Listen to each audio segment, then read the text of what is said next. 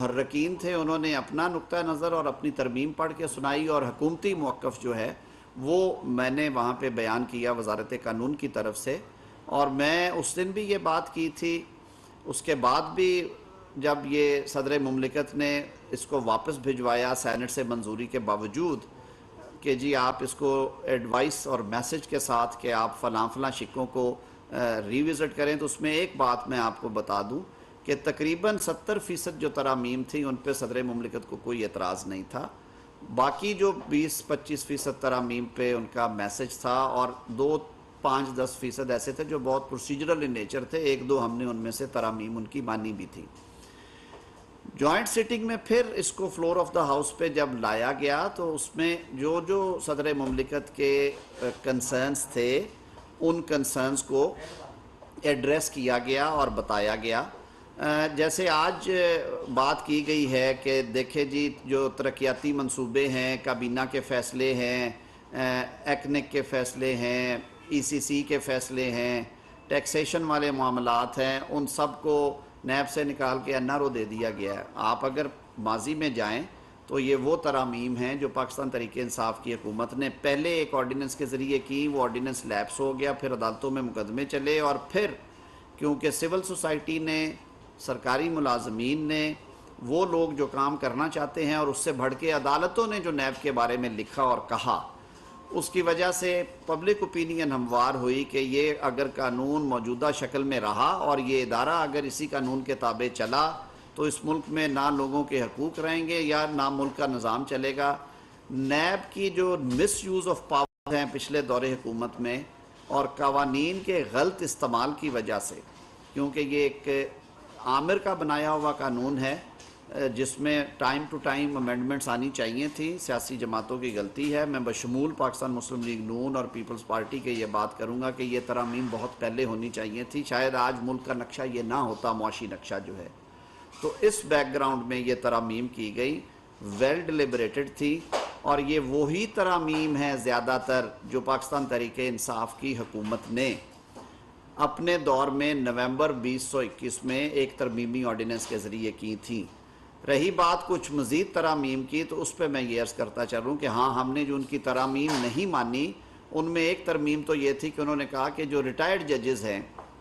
ان کو تعینات کر دیا جائے، یعنی کہ جو جج صاحب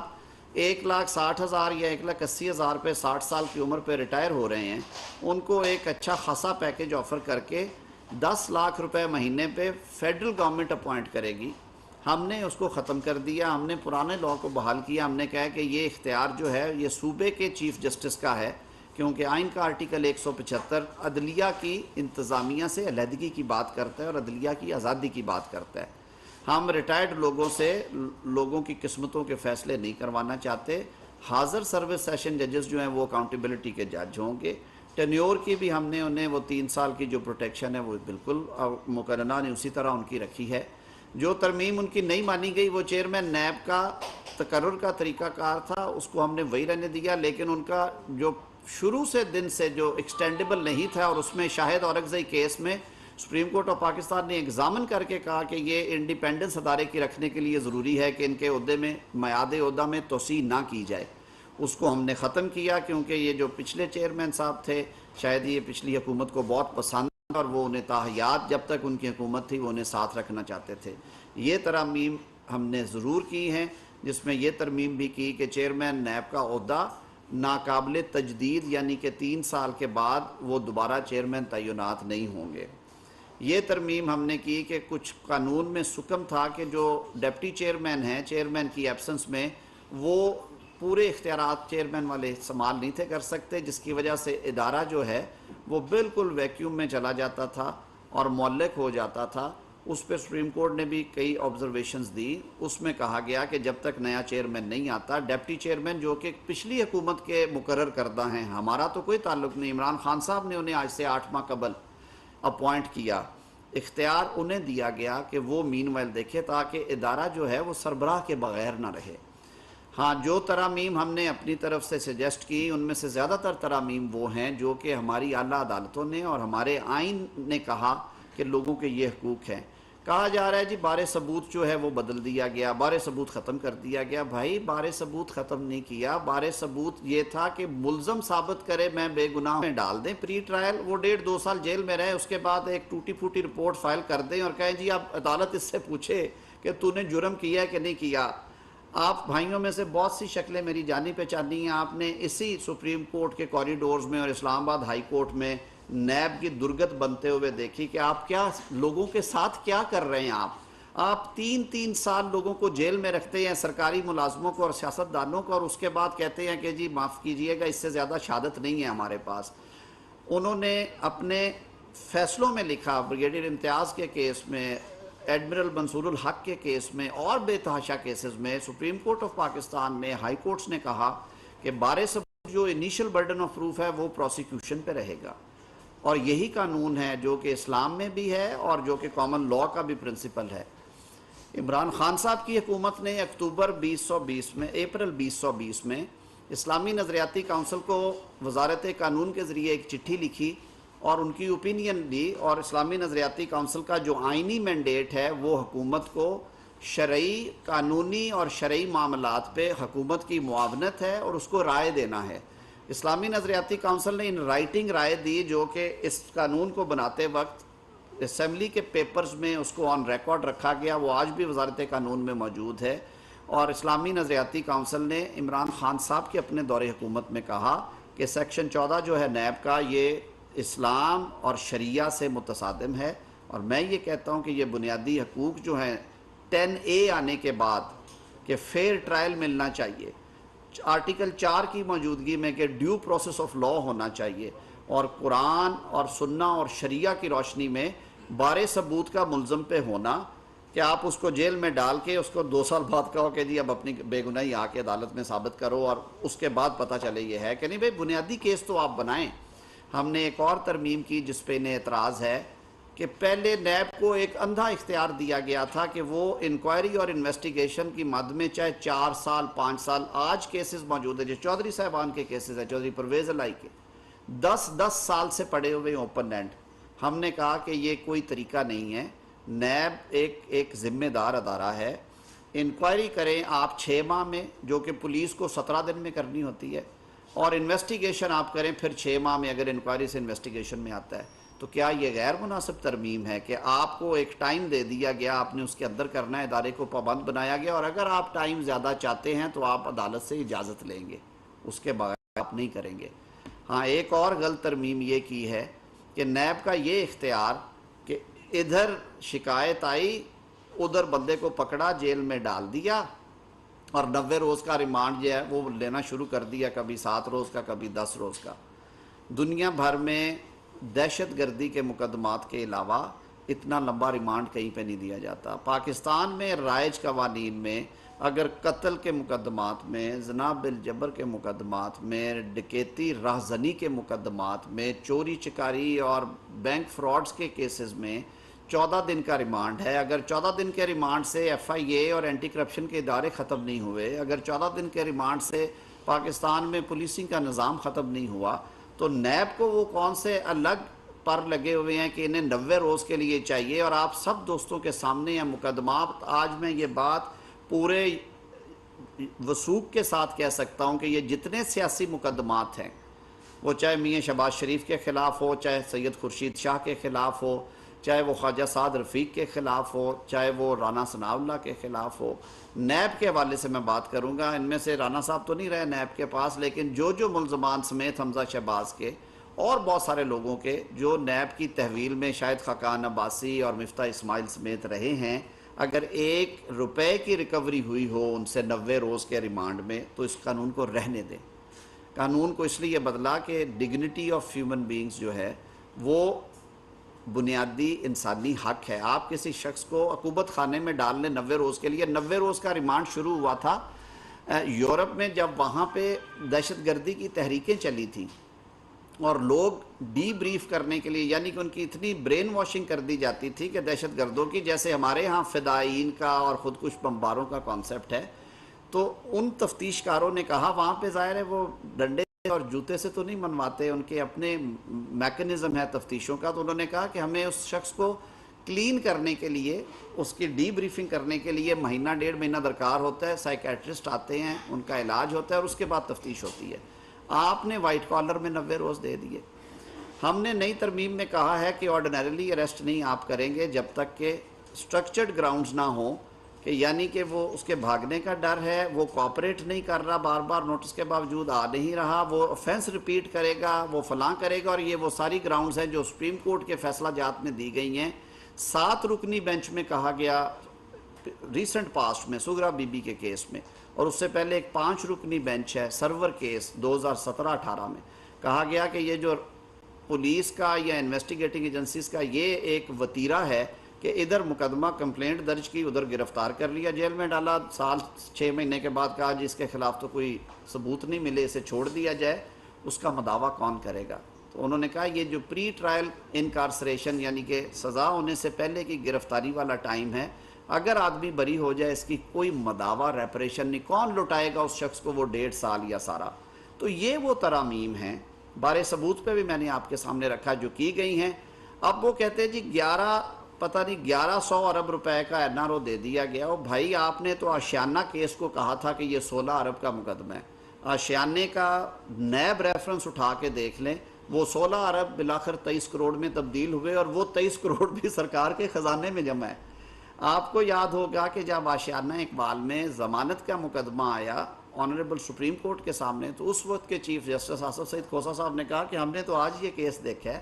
ہمیں تو شہباز شریف ایک گڈ گائے کے طور پہ نظر آ رہا ہے، اس نے تو سرکاری پیسہ بچانے کے لیے وہ کانٹریکٹ ختم کر دیا تھا کہ اس میں نقصان ہو جائے گا سرکار کو، یہ ٹھیک نہیں ہے، یہ ٹھیکیدار فرم مجھے اعتبار نہیں رہا، انہوں نے وہ کمٹمنٹس پوری نہیں کی۔ تو ایک مقدمہ ہو تو ہم آپ کے سامنے رکھیں، ہماری تو تاریخ بڑی پڑی ہے۔ سپریم کورٹ نے اپنے فیصلے میں لکھا، خواجہ سلمان رفیق کے فیصلے میں جب اس کو ضمانت دی گئی 1.5 سال کے بعد، سپریم کورٹ نے لکھا کہ یہ کبھی ایبڈو کی شکل میں، کبھی اینٹی کرپشن لاز کی شکل میں، کبھی کسی شکل میں، کبھی احتساب بیورو، کبھی نیشنل اکاؤنٹیبلٹی آرڈیننس، کبھی احتساب کمشنر صاحب آ گئے، یہ مختلف طریقوں سے ہمیشہ سیاسی مخالفین کو دیوار سے لگانے کے لیے یہ قوانین استعمال ہوئے ہیں۔ آج سے 3 سال پہلے چیف جسٹس پاکستان نے فل کورٹ ریفرنس سے خطاب کرتے ہوئے، جو کہ جوڈیشل ایئر کے آغاز میں سپٹمبر میں ہوتا ہے، کورٹ روم نمبر 1 میں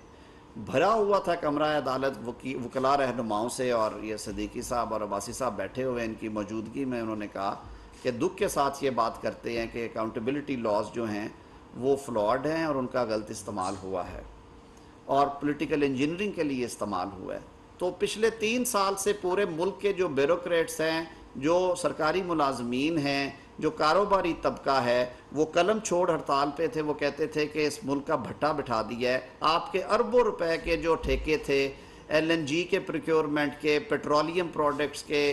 آپ کی ادروائز انٹرنیشنل پروکیورمنٹ کے، وہ سارے تعطل کا شکار رہے۔ کوئی شخص یہ رسک لینے پہ تیار نہیں تھا کہ میں آج، آپ طویل المدتی معاہدے کرتے ہیں کہ آج اگر گیس کی قیمت $5 پہ آئی ہوئی ہے تو آپ کو کوئی ملک آفر کرتا ہے، یہ قطر کے ساتھ ہوا بھی، کہ آپ 5 سال کا ہمارے ساتھ اکٹھا سودا کر لیں، ہم آپ کو $5 پہ ہی دیں گے، یا گریجول 5% سالانہ بڑھائیں گے۔ لوگوں نے وہ سودے کرنے سے انکار کر دیا کہ کل کو خدا نہ خواستہ اگر گیس $4.5 پہ آ گئی مارکیٹ میں، یا $5.5 سے $5 پہ آ گئی، تو نیب مجھے اٹھا کے عقوبت خانے میں ڈالے گا اور کہے گا کہ یہ جو $300 ملین کا نقصان ہوا ہے بھائی صاحب آپ کی وجہ سے ہوا ہے، کیونکہ آپ کے پاس یہ علم غیب تھا کہ گیس نے سستے ہونا ہے، آپ نے وہ اس کے باوجود سودا کیا، آپ کو اس کی سزا ملنی چاہیے۔ یہ ساری ترامیم میں سے میں پھر یہ بات کل میں نے فلور آف دا ہاؤس پہ بھی کہی، ان میں سے 80% ترامیم وہ ہیں جو کہ عمران خان صاحب کی حکومت نے نیب آرڈیننس میں دی تھی، جو اس سے ہٹ کے ترامیم ہیں ان کو میں نے آپ کے سامنے پیش کر دیا ہے، اور میں یہ بات پورے یقین اور وثوق سے کرتا ہوں کہ ہماری عدالتوں کے فیصلے، سپریم کورٹ آف پاکستان کے اور اعلیٰ عدلیہ کے یعنی کہ ہائی کورٹس کے فیصلے اسی لائن میں ہیں جو یہ ترامیم کی گئی ہیں۔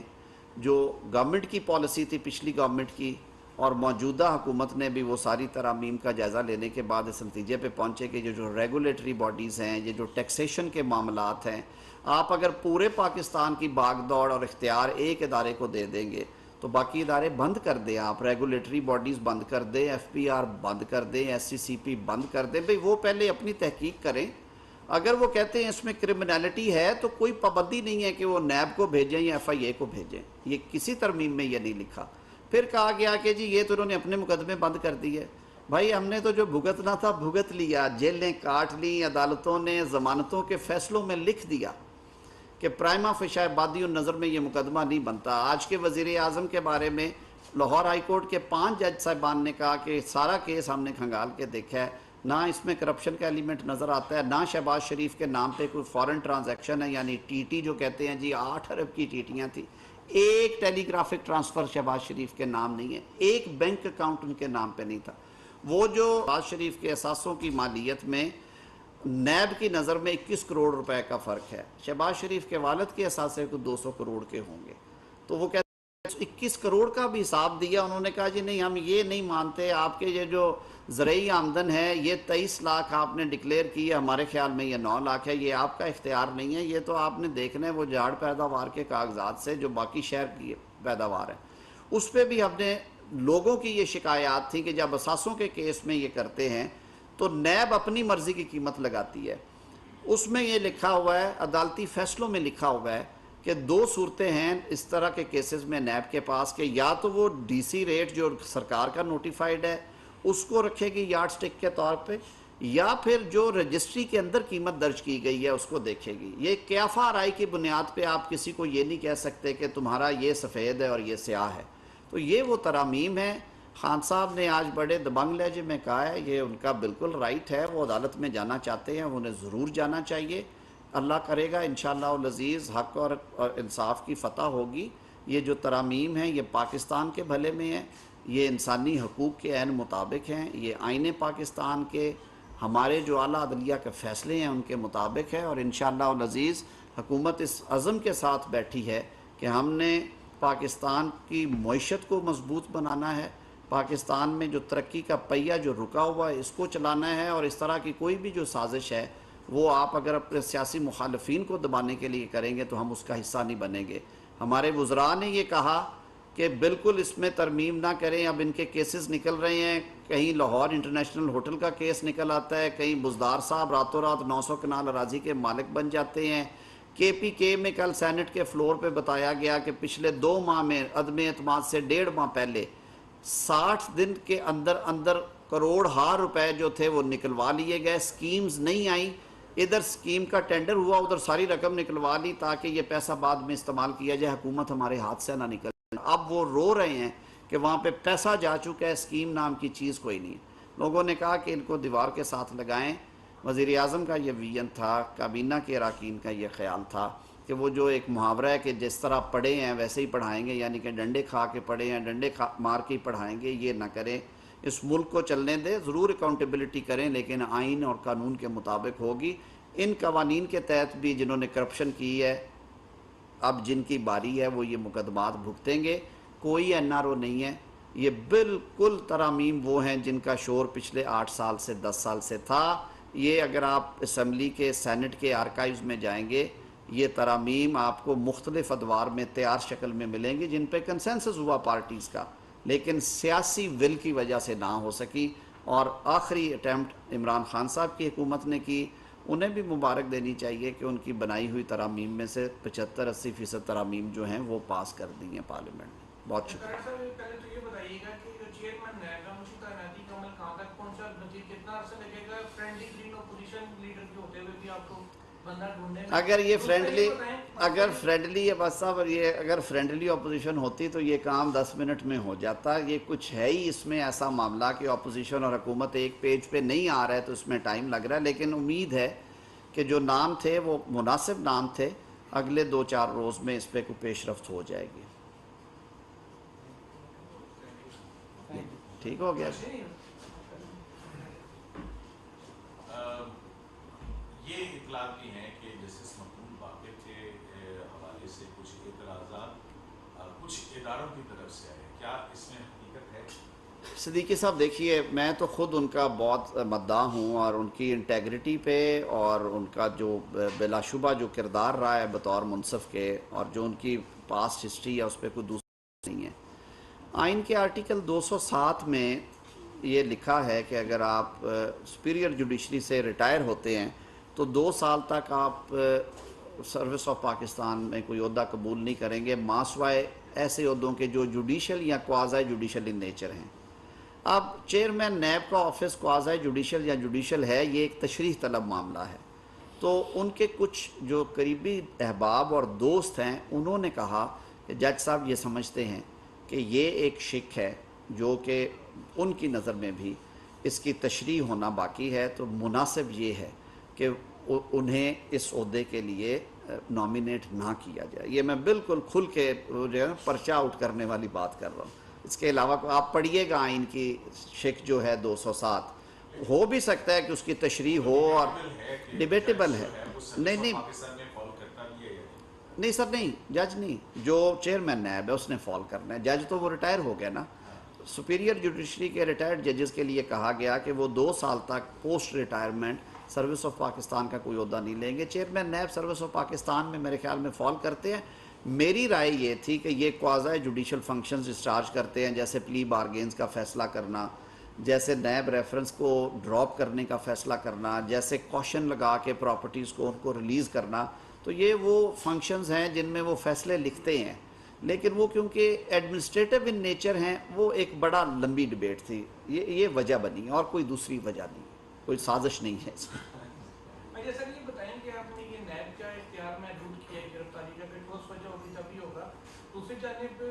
ہر قانون میں اگزامپل دی جاتی ہے، ریمانڈ میں پولیس کی، ایف آئی اے کی، نیب کی، ان کو محدود اختیارات نے گرفتاری کیوں؟ جب چاہے بندہ اٹھا لیتے، بلکہ پرچے کو بھی پہلے اٹھا لیتے۔ دیکھیں، مس یوز آف لاء کا تو کوئی علاج نہیں ہے، لیکن یہ وہ فیصلے ہیں جو میں نے آپ نے بہت لمبا عرصہ کیا تھا، وہ جو سغرا بی بی کیس تھا سیکنڈ ایف آئی آر والا، 7 رکنی بینچ نے، اس خاتون نے آخر پہ کہا کہ میں دوسری ایف آئی آر اس لیے کروانا چاہتی ہوں کہ میں نے استغاثہ تو کر دیا ہوا ہے، ملزم بھی طلب ہو گئے ہیں، لیکن استغاثے میں وہ گرفتاری نہیں ہو سکتی۔ تو سپریم کورٹ نے اس کو واضح کیا، انہوں نے کہا کہ یہ بہت بڑا مسکنسیپشن ہے کہ اندراج شکایت ہونا یا ایف آئی آر کا اندراج ہونا یا چالان کا آ جانے کا مطلب ہے کہ گرفتاری ہر صورت میں ہوگی۔ گرفتاری بہت ریئر کیسز میں کرنی چاہیے جہاں پہ انویسٹیگیٹنگ ایجنسی کو یہ شک ہو کہ یہ بندہ بھاگ جائے گا، یہ بندہ ایویڈنس کو ٹیمپر کرے گا، یہ بندہ تعاون نہیں کر رہا، یا اس کو offense دوبارہ ریپیٹ کرے گا۔ تو اس کو سٹرکچر کیا ہے چیئرمین کی قانون کے ذریعے، یہ انفٹڈ پاورز نہیں ہونی چاہیے۔ آپ نے دیکھا کس طرح مس یوز ہوئی ہیں، لوگوں کو نیب ریفرنس سے پہلے اٹھا لیا گیا اور بعد میں ان کی کمپلینٹ تیار کی گئی، کرتے ہیں، بالکل رکنا چاہیے یہ سلسلہ۔ اچھا، چیئرمین نیب کی جو برطرفی ہے، یہ اس حوالے سے بڑی کنٹروورسی رہی، وہ کلیئر کیا اس میں۔ تو اس میں ہم کیا کریں؟ اب اس میں کہیوں صدیقی صاحب، جی سر، اس میں جو ورڈ یوز کیے گئے ہیں on the grounds and the manner in which judge of Supreme Court is to be removed، تو ہم نے تو اس کو اور زیادہ تحفظ فراہم کیا ہے چیئرمین نیب کو کہ اس کی ریموول پہلے اس پہ ابہام تھا، اور اس ابہام کی وجہ سے فیڈرل گورنمنٹ بھی انہیں ریموو کر سکتی تھی، صدر مملکت ریموو کر سکتے تھے۔ ہم نے تو جو میں نے پہلے کہا ٹرائل ججز کے لیے جو ہے وہ چینج کیا، ہم نے کہا نہیں صرف حاضر سروس ججز آئیں گے اور وہ بھی چیف جسٹس نومینیٹ کرے گا، فیڈرل گورنمنٹ صرف نوٹیفائی کرے گی۔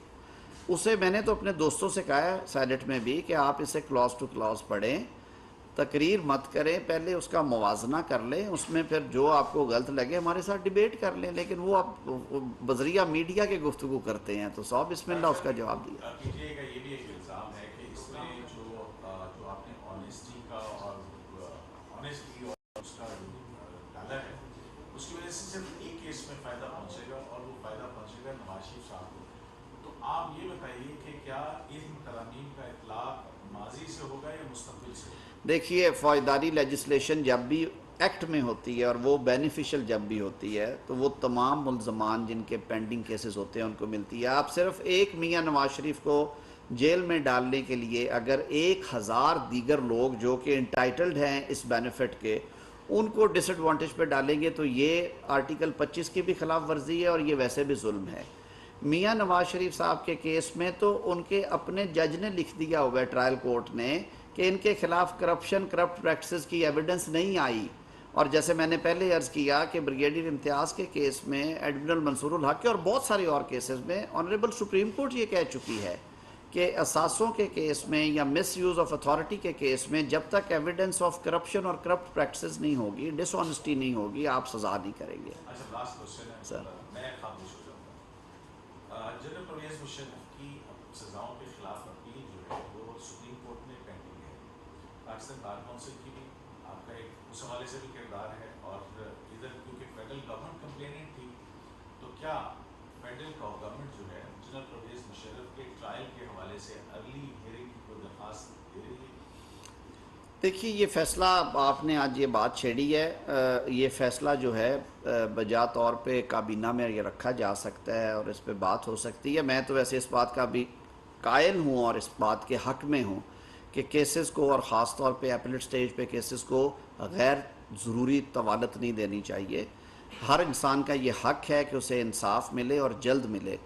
अगर उन्होंने अपील कर रखी है तो उनको बिल्कुल फ़ैसला मिलना चाहिए। अगर उनका केस ठीक है, उन्हें बरीयत मिलनी चाहिए। अगर इस्तगासा का केस ठीक है तो फिर सज़ा पे अमल दरामद होना चाहिए। तो बिल्कुल इससे ये सुप्रीम कोर्ट ऑफ पाकिस्तान को भी चाहिए कि आजकल जो ख़बरें आ रही हैं उनकी सेहत के बारे में और जिस तरह के और बातें पिछले दिनों में सुनी गई, ये ऐन इंसाफ के तकाज़ों के मुताबिक होगा कि उनका केस फ़िक्स करके उसे मेरिट पे डिसाइड किया जाए। सर, DGISPR ने कहा था कि इदारा ये चाहता है कि वो वापस आ जाएं,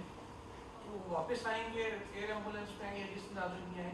तो क्या कानून के तहत उनको गिरफ्तार किया जाएगा, अस्पताल को सामने डिक्लेयर किया जाएगा अगर वो आते हैं, या फिर इदारे की ख्वाहिश के मुताबिक उन्हें प्रोटोकॉल में रखा जाएगा? नहीं, मेरे ख्याल में ये बड़ी दूर की बात है। कानून अपना रास्ता लेता है और कानून तो यही कहता है कि कोर्ट ऑर्डर्स, हाँ कोर्ट ऑर्डर्स मिले हैं लोगों को मुल्क में आने के लिए, सज़ाएं भी मुअत्तल की गई हैं कि आप आएँ, आप आके ज्वाइन करें प्रोसीडिंग्स, और मेरे ख़्याल में फैसिलिटेट करना चाहिए लोगों को इस हवाले से कि वो अगर आके कानून का सामना करना चाहते हैं तो उन्हें ज़रूर रास्ता देना चाहिए अदालती तरीक़ाकार से, कानून के मुताबिक। तो आज के कानून के मुताबिक नवाज शरीफ साहब वतन वापस आते हैं तो उनकी पहले गिरफ्तारी होगी?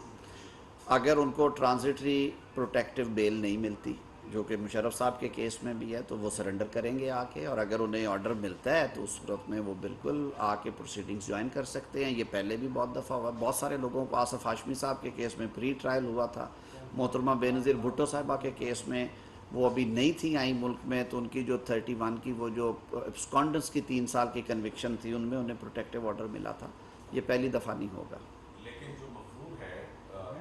उसके तो राइट ही प्रूव नहीं होता unless and until surrender before the law. तो वो कह रहे हैं ना कि जी मैं आके सरेंडर कर रहा हूँ कोर्ट में, मुझे आने का मौका दें, वरना तो वो उनको लैंडिंग की इजाज़त भी नहीं होनी चाहिए। जब ECL में नाम होंगे और वो ब्लैक लिस्टेड होगा तो उसे बोर्ड कोई नहीं होने देगा। मैंने इसलिए कहा कि कानून हमेशा रास्ता देता है और कानून को रास्ता देना चाहिए। अगर कोई शख्स जो कानून की दस्तरस से बाहर बैठा हुआ है, लॉजिकल सी बात है, अगर वो शख्स कानून को, अपने आप को कानून की सुपुर्द करना चाहता है, रहम करम पे छोड़ना चाहता है अदालत को, तो मेरे ख्याल में अदालत को रास्ता देना चाहिए। कानून की ये मंशा है, यही सही तशरीह है कानून की। बहुत शुक्रिया जी, थैंक यू।